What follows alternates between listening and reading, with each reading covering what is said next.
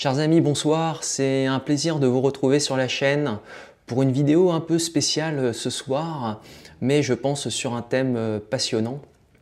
Je souhaite vous présenter un projet personnel que je réalise depuis maintenant plusieurs mois, à savoir le développement d'un logiciel permettant de simuler l'évolution de l'infection par le VIH, c'est-à-dire le virus de l'immunodéficience humaine.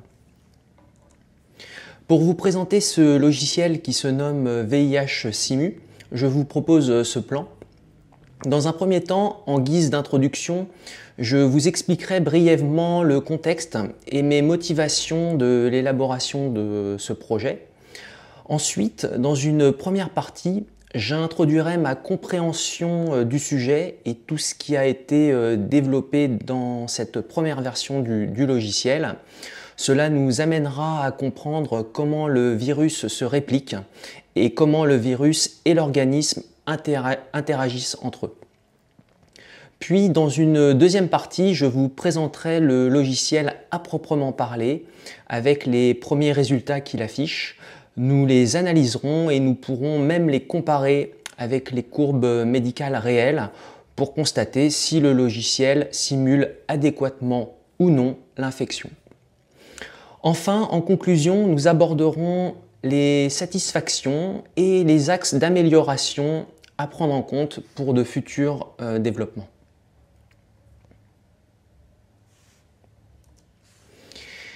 Il faut savoir que je ne suis pas du tout médecin ni chercheur dans le domaine du VIH. Je suis ingénieur calcul dans le nucléaire avec une composante programmation que j'entretiens et améliore quotidiennement.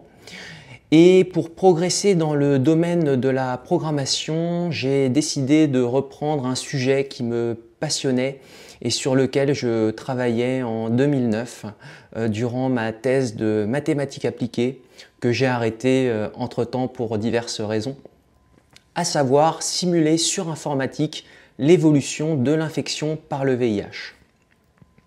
Les méthodes d'optimisation sur lesquelles je devais faire des recherches pour les paralléliser étaient seulement appliquées à l'automobile dans le cadre de ma thèse, mais à mes yeux, à l'époque, je trouvais intéressant de lier la virologie et l'immunologie à l'outil informatique pour tenter de développer un logiciel permettant de simuler l'infection afin de mettre en place une stratégie thérapeutique optimisée permettant de stopper efficacement la multiplication du virus dans l'organisme et donc de stopper l'évolution de l'infection.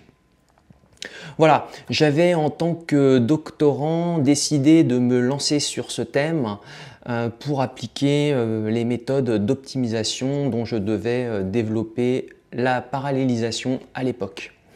Il faut savoir que les traitements anti-VIH sont lourds, avec des effets secondaires pouvant être importants, et j'estimais en tant que jeune doctorant qu'il était intéressant d'étudier cette problématique afin d'optimiser la posologie, c'est-à-dire de réduire le nombre de comprimés à prendre quotidiennement tout en conservant les effets bénéfiques de ces traitements. Alors, de nombreuses études et travaux ont été réalisés dans ce domaine. Il y a bien sûr le protocole ICAR, mis en place par le docteur Jacques Lebovitz, qui vise à trouver un compromis entre l'efficacité du traitement et l'optimisation de la charge médicamenteuse, mais aussi deux thèses que j'ai trouvées passionnantes à lire. La thèse du docteur Adama Ouattara, usant d'un modèle mathématique pour modéliser l'infection par le VIH, ainsi que la thèse du docteur Mamadou Alassane, qui use de la simulation numérique pour évaluer et simuler l'évolution de l'épidémie au Mali. Voilà, je vous invite vivement à lire ces riches travaux qui sont disponibles sur Internet. Donc, chose très importante, n'évoluant pas dans le domaine de la santé, je vous présenterai ici seulement ma compréhension de ce sujet complexe et bien sûr ce que j'ai développé dans le logiciel VIH Simu. Vous avez sur Internet une documentation riche et complète sur le VIH. Alors, j'ai trouvé un schéma sur Wikipédia qui illustre plutôt bien comment le virus est modélisé dans le logiciel. Le logiciel VIH-Simu tient compte des protéines membranaires virales GP120 et GP41 qui vont lui permettre d'entrer dans une cellule pour l'infecter. La modélisation tient aussi compte de l'ARN du virus, qui est son patrimoine génétique, ainsi que de ses outils pour pouvoir détourner les fonctions cellulaires à son profit, particulièrement la transcriptase inverse, l'intégrase et la protéase. Donc nous aborderons plus tard dans la présentation comment le virus exploite ces outils pour infecter la cellule. VIH-Simu prend aussi en compte le tropisme viral. Plus précisément, un virus doté d'un certain tropisme aura tendance à infecter un certain type de cellules. Le logiciel prend également en compte la durée de vie du virus en dehors de la cellule, qui est beaucoup plus courte que sa durée de vie quand il est dans la cellule. Cette distinction était essentielle à implémenter dans le logiciel. Quand le virus infecte une cellule et utilise cette cellule pour se multiplier, ça prend un certain temps et cette durée de réplication est aussi implémentée dans le logiciel. L'état de maturité du virus à un instant donné est aussi intégré dans le programme. D'ailleurs, ce n'est que lorsque le virus devient mature que son tropisme est défini et qu'il peut infecter des cellules. Le logiciel a aussi intégré de manière simplifiée une sélection naturelle qui s'opère naturellement au fil du temps. Plus précisément, beaucoup de virus ne sont pas aptes à infecter des cellules pour diverses raisons. Seule une minorité peut se répliquer. Étant donné ce phénomène, une sélection naturelle s'opère au sein de cette population virale. Cette sélection est constatée lorsqu'on simule l'infection avec le programme. Enfin, le virus témoigne d'une grande variabilité génétique, étant donné qu'il mute énormément à chaque cycle d'infection. C'est d'ailleurs en grande partie à cause de cette capacité à muter qu'il échappe malheureusement aux défenses immunitaires. Cette variabilité est prise en compte par le logiciel car le pouvoir mutagène du virus y est aussi modélisé. Je vous présente tout ceci parce que nous allons voir par la suite que toutes ces caractéristiques et outils sont des éléments clés à la multiplication virale.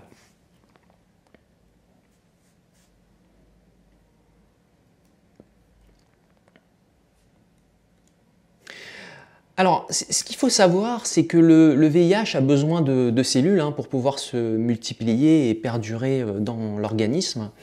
Et pour cela, il va détourner les fonctions cellulaires au profit de sa réplication.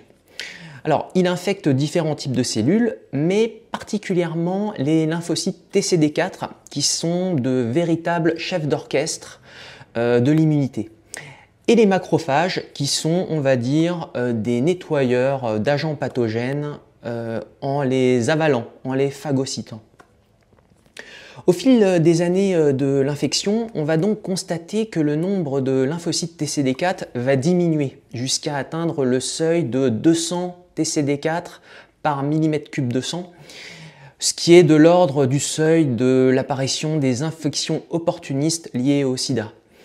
Conséquence du déclin de l'immunité. Cette réplication virale est évidemment simulée par le logiciel. Un point important à souligner, chaque virus et cellule est une entité indépendante dans VIH-Simu. Et ce logiciel fait interagir toutes ces entités. Ici, j'ai aussi ressorti un graphe issu de Wikipédia, graphe qui affiche par millimètre cube de sang l'évolution des lymphocytes TCD4 et donc du niveau de l'immunité et de la charge virale, c'est-à-dire le nombre de virus prêts à infecter de nouvelles cellules au cours du temps. Là, on peut voir qu'il y a trois phases principales dans cette infection. La phase de primo-infection, suite à la contamination, avec une explosion de la charge virale, accompagnée d'une baisse marquée des lymphocytes TCD4 et donc de l'immunité. Il s'ensuit une baisse de la charge virale suite à une réponse immunitaire initiale importante, permettant donc une courte remontée de l'immunité. Deuxième phase, la phase de latence clinique qui dure plusieurs années cette fois-ci et durant laquelle les lymphocytes TCD4 diminuent progressivement du fait que le virus échappe aux défenses immunitaires. Enfin, troisième et dernière phase, la phase SIDA qui témoigne du déclin des défenses immunitaires du patient, conséquence de l'infection sur plusieurs années avec l'apparition des maladies opportunistes jusqu'au décès. Ces trois phases de l'infection sont simulées par VIH-Simu. Ici, je vous ai affiché le schéma de réplication du virus et par quels moyens il détourne la machinerie cellulaire à son profit. Les étapes de la réplication qui ont été développées dans VIH-Simu sont, premièrement, l'entrée du VIH dans la cellule TCD4 ou le macrophage. Alors pour cette étape, les récepteurs et corécepteurs membranaires, cellulaires et certaines protéines de l'enveloppe virale interviennent. Cette phase de fixation du virus sur la cellule est modélisée de manière assez précise dans le logiciel. Deuxième phase, la fusion des enveloppes virales et cellulaires, qui est aussi prise en compte par le logiciel. Troisième phase, la phase de transcription inverse de l'ARN viral en ADN viral, qui est aussi modélisée. Alors, l'enzyme virale, la transcriptase inverse, qui est un outil du virus pour assurer cette transcription, intervient ici. La transcriptase inverse effectue beaucoup d'erreurs qui sont aussi simulées par le logiciel. C'est d'ailleurs en partie ces erreurs de transcription commises par cette enzyme qui confèrent au virus une grande variabilité génétique et son grand pouvoir mutagène lui permettant d'échapper à la réponse immunitaire. Quatrième phase, prise en compte par VIH-Simu, l'intégration de l'ADN viral dans le génome cellulaire pour en quelque sorte contrôler, posséder la cellule infectée et détourner sa fonction cellulaire originelle au profit de la réapplication virale. Cette fois-ci, c'est une autre enzyme du virus qui intervient, à savoir l'intégrase.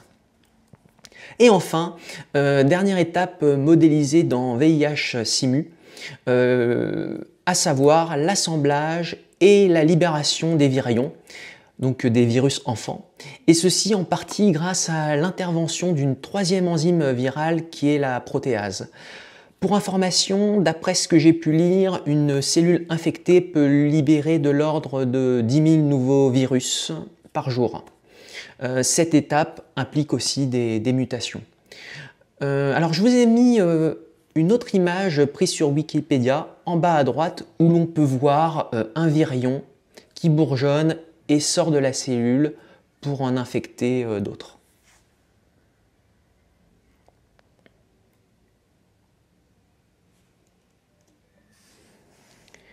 Dans VIH-Simu, on appelle provirus les lymphocytes TCD4 et macrophages infectés et activés qui produisent justement ces virus enfants. Alors il y a aussi ce que l'on appelle des cellules latentes qui jouent le rôle de réservoirs viraux. Ce sont en partie des lymphocytes TCD4 et macrophages infectés mais non activés. Dites-vous que le VIH se cache dans ces réservoirs qui se forment dès les premiers jours de l'infection. Ces cellules latentes peuvent de nouveau être infectées par d'autres virus qui se recombinent, ce qui renforce le pouvoir mutagène du virus. Ces réservoirs viraux sont aussi implémentés dans le logiciel et quand le virus s'y loge, il échappe à la réponse immunitaire. Cette capacité qu'a le virus à se cacher, prêt à se réveiller à tout moment pour se répliquer, rend chronique la prise des traitements que nous aborderons un peu plus tard dans cette présentation.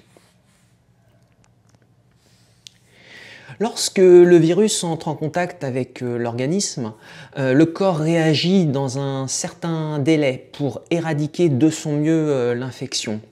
Néanmoins, toutefois, comme je l'ai mentionné tout à l'heure, grâce à sa capacité à muter, le virus échappe finalement à cette réponse immunitaire jusqu'à détruire l'immunité du patient. Dans le but de contenir la réplication virale, une réponse immunitaire a été implémentée dans VIH-Simu. Elle est de deux types. Une réponse immunitaire à anticorps, empêchant le virus d'infecter des nouvelles cellules TCD4 et macrophages. Alors les anticorps spécifiques à une protéine virale donnée sur sa membrane s'y accrochent et ainsi empêchent la particule virale d'infecter la cellule. Alors j'ai fait un petit schéma en haut à gauche qui illustre le principe. On voit bien le virus à gauche entouré d'anticorps qui donc ne peut infecter le TCD4. Deuxième type de réponse immunitaire prise en compte par le logiciel, une réponse immunitaire à médiation cellulaire par l'action d'un type de cellules qui se nomme les lymphocytes T cytotoxiques qui vont tuer par contact direct la cellule infectée et empêcher ainsi cette cellule infectée de produire de nouveaux virus enfants. C'est le schéma en bas à gauche. Donc on voit bien un lymphocyte T cytotoxique qui par contact direct va tuer la cellule infectée pour l'empêcher de produire de nouveaux virus. En plus de ces deux types de réponses immunitaires qui ont été développées dans le logiciel, une mémoire immunitaire qui se construit au cours de l'infection a aussi été implémentée afin que les antigènes déjà rencontrés, les protéines virales déjà rencontrées auparavant, puissent être reconnus plus rapidement par cette immunité. Le logiciel VIH-Simu intègre une production intensive de lymphocytes TCD4 et macrophages par l'organisme pour tenter de compenser la perte de ces cellules au cours de l'infection. Le logiciel tient aussi compte d'un déclin progressif au fil des ans de cette production intensive de cellules saines, déclin qui témoigne d'un progressif épuisement de l'organisme à produire ces cellules. Comme on va le voir par la suite, un équilibre apparaît entre perte et production cellulaire durant la phase de latence de l'infection. Mais le virus progresse en échappant aux défenses immunitaires pour les détruire jusqu'à l'effondrement de l'immunité et le début de la phase terminale de l'infection qu'est le sida. Il est aussi important de souligner que plus le virus progressera et infectera les TCD4, moins l'immunité dirigée contre le virus pour contenir l'infection sera efficace. Ce phénomène a aussi été implémenté dans le programme. Après vous avoir fait part de ma compréhension du sujet et ce qui a été développé dans VIH-Simu, je vais vous présenter le logiciel. Avant tout, c'est un logiciel écrit en Python, suivant les principes de la programmation objet. Il a pour objectif premier de simuler les interactions entre les différentes cellules et les virus, et ceci à chaque pas de temps de 30 minutes. Comme je vous le disais tout à l'heure, j'ai implémenté dans le logiciel une réponse immunitaire, donc action des anticorps et action des cellules T cytotoxiques que je vous ai présenté tout à l'heure, mais aussi la possibilité d'administrer des traitements antirétroviraux, comme nous allons le voir par la suite. En guise de résultat, le logiciel fournit par millimètre cube de sang le nombre de lymphocytes TCD4 encore fonctionnels et la charge virale, c'est-à-dire la quantité de virus prêt à infecter de nouvelles cellules, et ceci toutes les 6 heures et tout au long de l'infection. Des variables aléatoires y sont définies pour diversifier l'évolution de l'infection et la réponse de l'organisme contre cette infection. Donc si vous lancez 10 simulations, vous aurez 10 résultats différents, mais qui présenteront à peu près la même allure. Dès maintenant, je vous propose de lancer ensemble le logiciel pour vous montrer comment il fonctionne.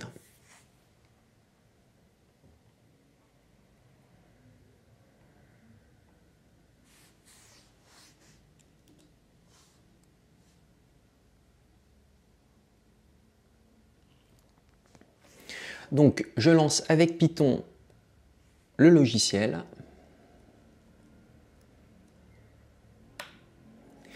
Et là, en fait, nous arrivons sur une interface qui va permettre d'y inscrire en fait les données d'entrée du calcul. Donc, il y a deux parties principales. Dans un premier temps, tout ce qui touche à l'état initial et la durée de l'infection. Donc on va retrouver le nombre initial de lymphocytes TCD4 par millimètre cube de sang. Alors on a entre 500 et 1500 TCD4 par millimètre cube de sang sans présence du virus. Donc voilà, j'ai coupé la poire en deux, j'ai mis 1000, qui est la valeur par défaut, hein, mais on peut la changer. Nous avons le nombre initial de macrophages, donc par millimètre cube de sang. Alors, si mes souvenirs sont bons, je crois qu'on en a à peu près entre 250 et 350. Donc voilà, j'ai mis une valeur médiane, à savoir 300 macrophages pour commencer. Une charge virale initiale, hein, donc le nombre de virus prêts à attaquer de nouvelles cellules lors de la transmission. Donc, par millimètre cube de sang, donc j'ai mis le chiffre de 5000. Bon, dans la littérature, c'est un chiffre comment dire, c'est l'ordre de grandeur que j'ai vu, donc je vous propose de laisser 5000. Et puis vous avez aussi la durée de l'infection. Donc là, en fait, soit vous voulez simuler que le début de l'infection, donc par exemple les 100 premiers jours, ou bien les 10 années d'infection. Ça, c'est au choix de l'utilisateur. Donc là, pour vous faire une petite présentation, hein, je ne vais pas mettre 90 jours parce que ça prend un petit peu de temps. Je vous propose de mettre 5 jours. Et pour ce qui est de la deuxième partie des données d'entrée, c'est tout ce qui va toucher le traitement antirétroviral. Alors ça, je vais vous le présenter juste après. Mais pour tout vous dire, vous allez pouvoir mettre le nombre de molécules administrées par le patient, une date de début de traitement, une date de fin si besoin, et surtout une fréquence de posologie de traitement. Et tout ceci en fonction du nombre de molécules que vous souhaitez administrer. Et comme nous allons le voir par la suite, il s'agit de types de molécules servant à bloquer certaines phases de réplication du virus. Voilà, donc là je ne mets pas de traitement. Je vous propose de lancer la simulation sur 5 jours. Et alors, juste avant de la lancer, nous avons en bas à droite le nombre de CPU que l'utilisateur souhaite exploiter pour lancer le calcul. Alors, ce nombre de CPU qu'on indique doit être inférieur ou égal au nombre de CPU, au nombre de cœurs hein, CPU présents sur votre machine. Donc cette information de nombre total de cœurs CPU présents sur votre machine, vous l'avez à gauche sur la fenêtre du terminal. Donc nombre, là pour ma machine, un nombre de cœurs CPU sur cette machine, c'est 10. Donc je peux mettre au maximum 10 CPU. Bon là je vais mettre 1, mais je vais aborder plus tard cette question du multiprocessing. Et là, nous avons deux possibilités, soit lancer la simulation, soit quitter l'interface. Donc lançons la simulation.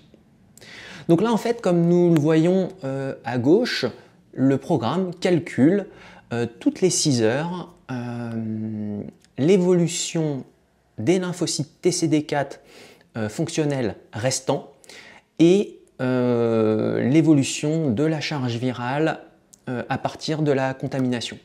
Donc voilà, là on arrive déjà à 4,75 jours et comme nous allons le voir, donc quand on va arriver aux 5 jours de l'infection, c'est la date qu'on a choisie, c'est la durée qu'on a choisie pour simuler. Et donc là, le logiciel fournit un graphe avec, je vais vous le montrer, avec au cours du temps l'évolution de la charge virale par millimètre cube de sang et le nombre de TCD4 par millimètre cube de sang en dessous. Voilà. Donc je vais vous présenter juste après des résultats beaucoup plus complets et plus loin dans le temps. C'est ça aussi qui est intéressant. Donc je vais fermer tout ça et revenir à la présentation.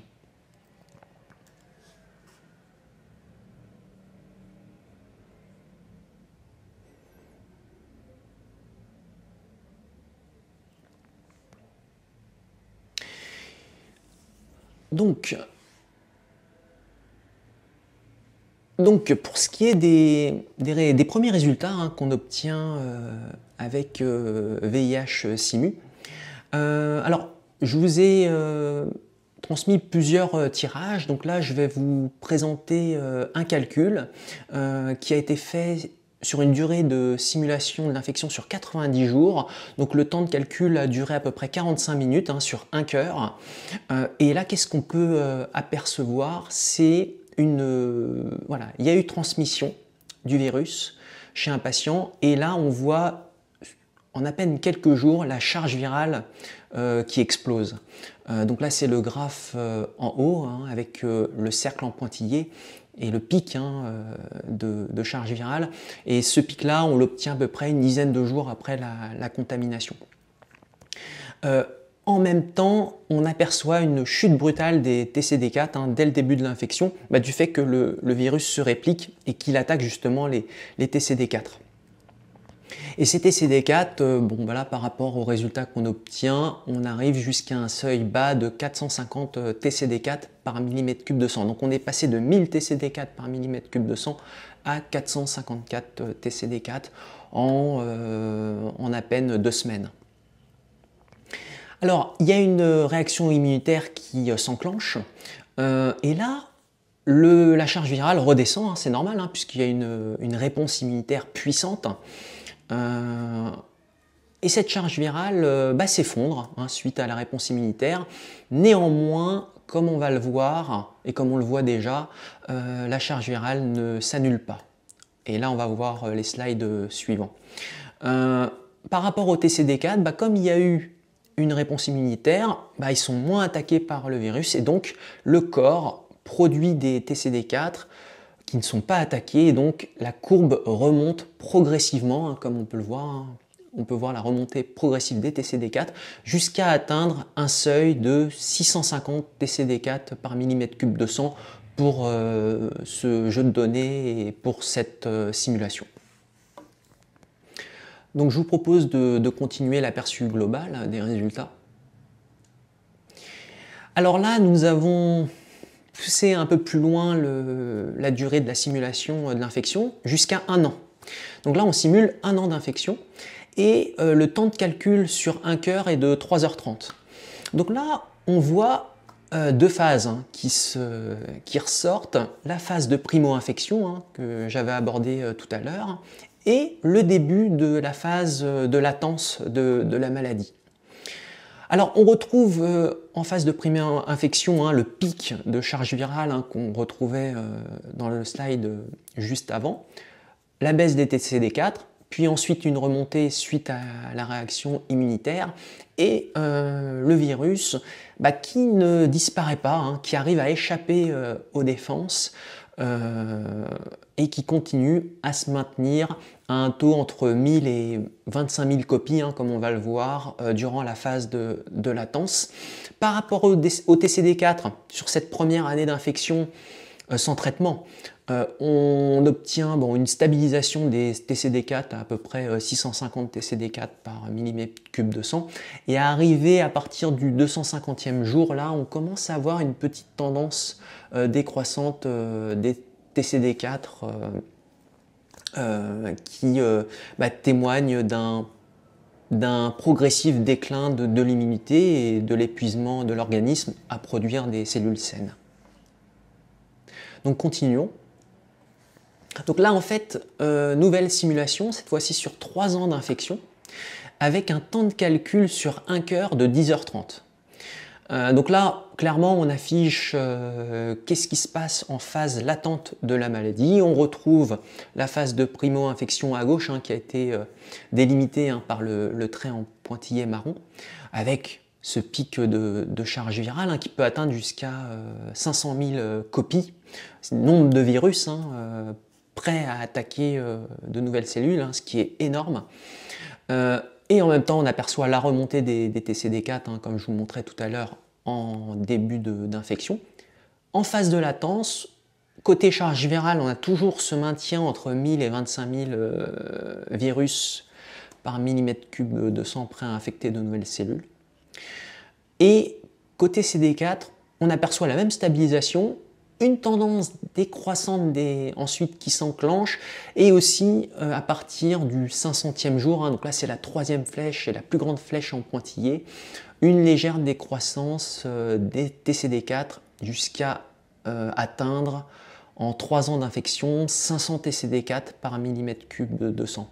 Donc on est passé de 650 TCD4 à 500 en 3 ans d'infection, d'après les résultats de cette simulation.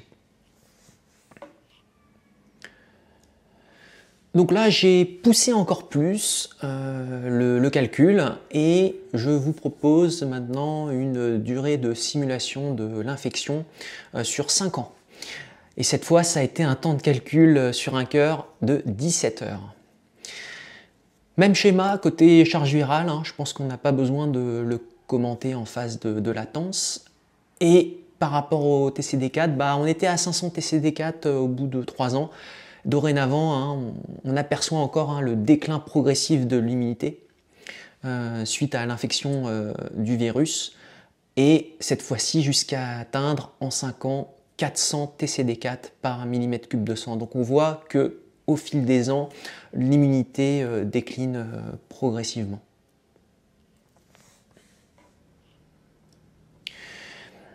Cette fois-ci, je suis allé au bout de l'infection sans traitement, donc une durée de simulation sur 7 ans, avec un temps de calcul de 22 heures. Donc là, on voit vraiment les 3 phases que je mentionnais tout à l'heure, à savoir la primo-infection, avec le pic de charge virale, donc là qui a atteint un peu plus de 400 000 virus par millimètre cube de sang. La chute des TCD4 que je vous ai montré tout à l'heure, une remontée des TCD4 suite à la réaction immunitaire qui fait baisser la charge virale en fin de primo-infection. Une grande phase de latence, donc vraiment on va dire un équilibre qui s'opère entre perte de TCD4 due à l'infection virale et production de TCD4 par l'organisme. Donc là, il y a quand même un équilibre qui s'opère, mais c'est quand même un équilibre descendant. C'est-à-dire qu'on voit bien quand même qu'il y a un déclin progressif de l'immunité, c'est la courbe bleue, entre les deux lignes en pointillé marron. Et à partir, donc là je crois que c'était à peu près à 6 ans, après 6 ans et demi d'infection, il y a arrivé à 250 TCD4, une chute brutale de l'immunité avec une augmentation assez soudaine de la charge virale qui témoigne en fait d'un effondrement de l'immunité et de l'entrée en phase SIDA.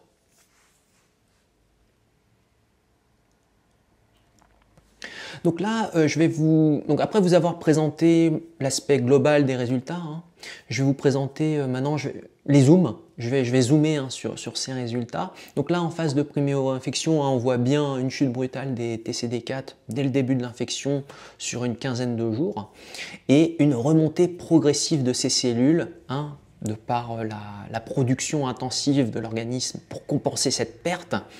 et aussi grâce à la première réaction immunitaire face au virus. Donc il y a quand même une remontée des TCD4, mais on n'atteint pas le niveau de départ et on arrive en général à 650 TCD4 par millimètre cube de sang.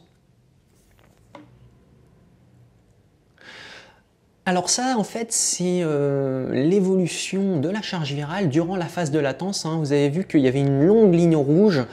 Et en fait, j'ai zoomé sur cette ligne rouge pour vous montrer qu'est-ce qui se passe exactement très finement durant cette phase de latence par rapport à la charge virale. Et qu'est-ce qu'on observe? On observe que la charge virale se maintient entre 1000 et 25 000 copies virales, hein, donc nombre de virus, par millimètre cube de sang, et ceci tout au long de la phase latente de la maladie. Donc on voit bien que le virus ne disparaît pas, il arrive, en dépit de la réponse immunitaire, il arrive à échapper à ses défenses immunitaires, enfin aux défenses immunitaires du patient.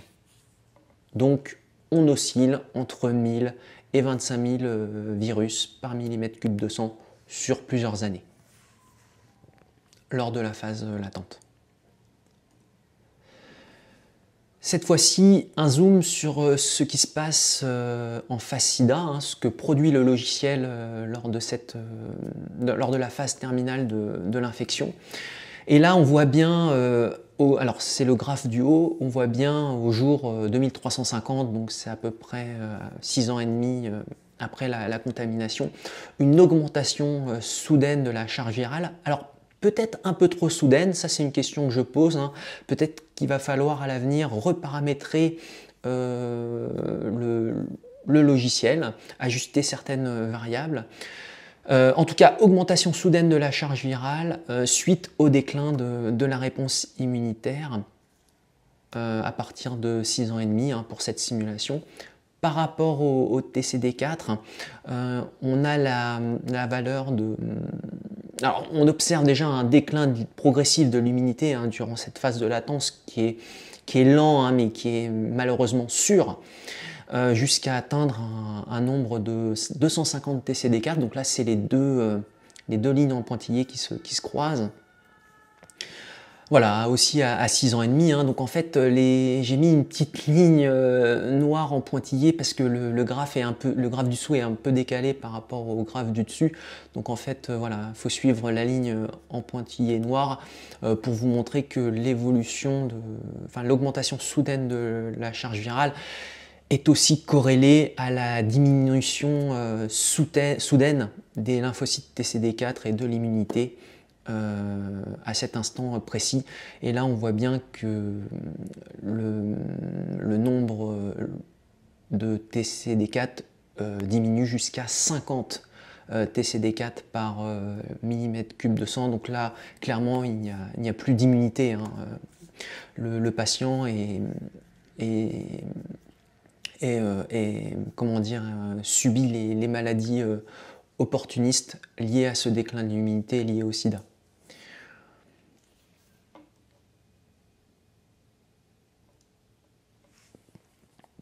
Abordons maintenant les traitements. Ils visent à bloquer différentes phases de réplication du virus.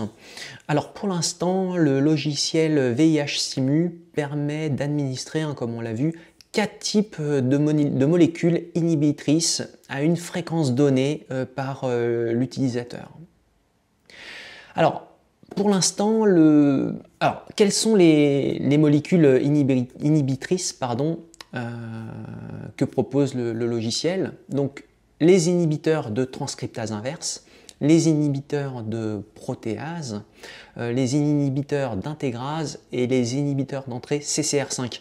Donc là, en fait, je ne sais pas si vous vous souvenez, en fait, là, on retrouve les outils viraux permettant au virus de se répliquer et qui seront inhibés grâce à l'action des traitements. Alors par exemple, l'utilisateur pourra administrer 2 molécules inhibitrices de la transcriptase inverse pour freiner, voire bloquer la transcription de l'ARN viral en ADN viral. et aussi administrer en même temps une molécule inhibitrice de la protéase. Donc cette fois-ci pour bloquer efficacement la synthèse de nouveaux virions. Et donc là en fait on a la présence de 3 molécules et c'est pourquoi en fait on appelle souvent ces traitements antirétroviraux des trithérapies. Ainsi, la charge virale diminuera drastiquement durant les jours qui suivront le début du traitement. Cependant, le virus, comme je vous le montrais tout à l'heure, ne disparaîtra pas complètement de l'organisme de par sa capacité à se camoufler dans des cellules latentes. Et ça, on va le voir aussi, même malgré les traitements. Donc là, je vais vous présenter les résultats avec mise sous traitement. Donc là, on retrouve en phase de primo-infection un pic de charge virale, une baisse des lymphocytes TCD4 et là, on a décidé, avec l'IHM que je vous ai montré tout à l'heure, d'administrer 2 molécules inhibitrices de la transcriptase inverse et une molécule inhibitrice de la protéase, comme je vous l'expliquais juste avant, au jour 50, avec une fréquence de 2 prises par jour. Alors voilà, là c'est la ligne en vert qui est affichée, c'est à partir de ce moment-là que le traitement est pris. Qu'est-ce que nous observons? Donc là en fait, peut-être que vous ne voyez pas trop, donc là j'ai zoomé sur ce qu'on observe. Donc quand le traitement est pris, le logiciel continue à afficher la charge virale au cours du temps, mais on voit que cette charge virale diminue au cours du temps jusqu'à atteindre un seuil d'indétectabilité de 50 copies virales par millimètre cube de sang en moins de 6 jours. Alors, je ne saurais vous dire si cette durée de 6 jours suite à la prise de traitement est réaliste. Est-ce que la charge virale s'annule s'annule pratiquement en moins d'une semaine après l'action des traitements? Ça, c'est une question que je pose. En tout cas, le logiciel affiche ce type de résultat. Côté TCD4, on aperçoit qu'il se stabilise suite à l'action des traitements. En effet, il y a un niveau très bas de virus pré-infecté de nouvelles cellules. Et donc, en fait, globalement, les TCD4 ne sont plus infectés. Et donc, ils se maintiennent. On voit bien que ces traitements permettent de préserver l'immunité du patient.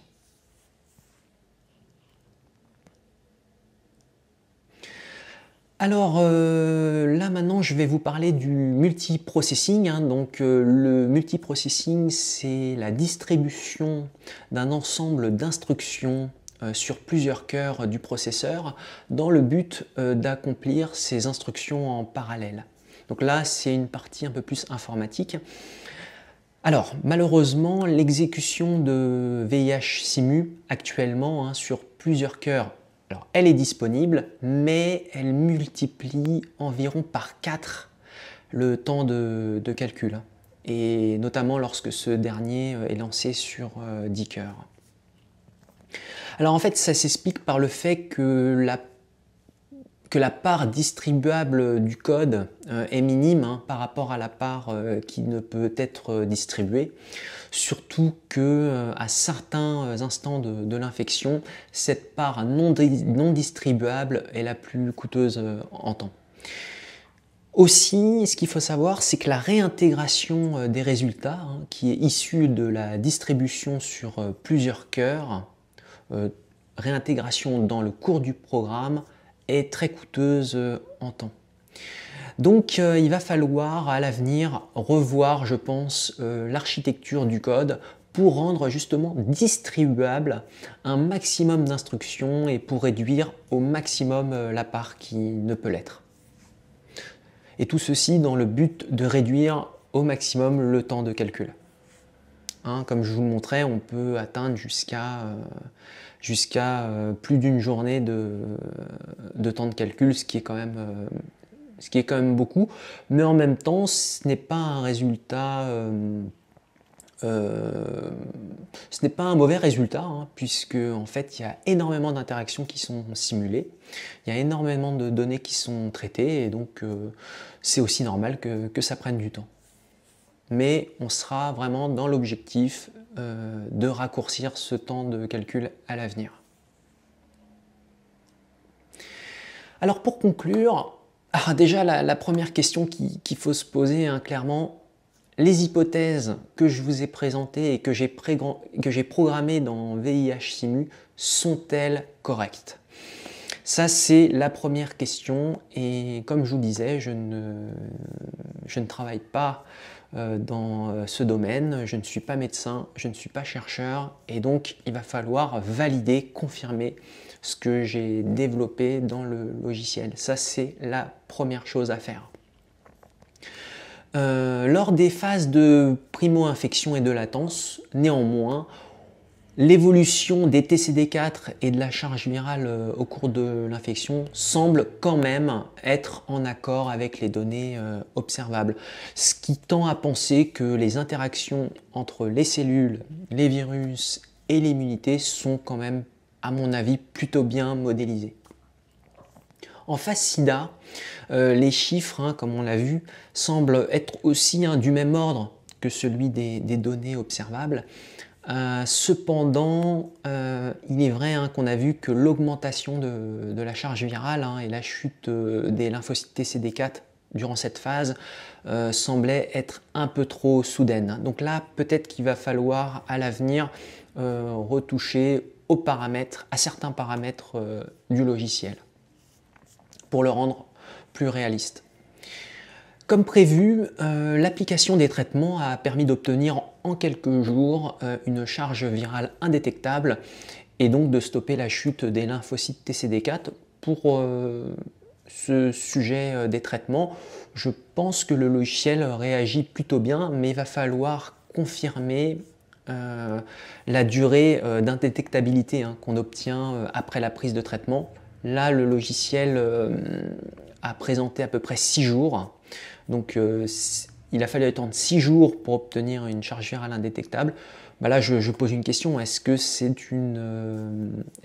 un délai réaliste?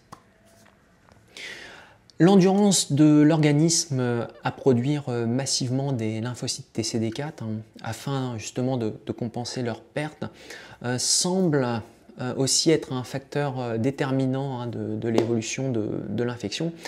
Et à l'avenir, il sera donc essentiel de développer un ajout de cellules encore plus précis et plus en accord avec la réalité. Et je dirais même plus adaptatif, plus intelligent. Enfin, pour finir, je compte réécrire le code en langage de programmation C, C++ et Java, ce qui devrait rendre plus performante l'exécution de ce code. En plus, hein, comme je le disais, hein, de repenser à son architecture pour une meilleure distribution sur plusieurs cœurs. Alors je ne sais pas si vous voyez sur le slide, mais j'ai mis en gras le langage C parce que je mets beaucoup d'espoir sur ce langage pour réduire considérablement le temps de calcul. Je vous remercie pour votre attention, hein, de m'avoir suivi jusqu'ici. J'espère que ça vous a intéressé. N'hésitez pas à mettre en commentaire, à poser vos questions, à mettre vos observations. C'est toujours très enrichissant. Et je vous dis à très bientôt sur la chaîne. Prenez soin de vous.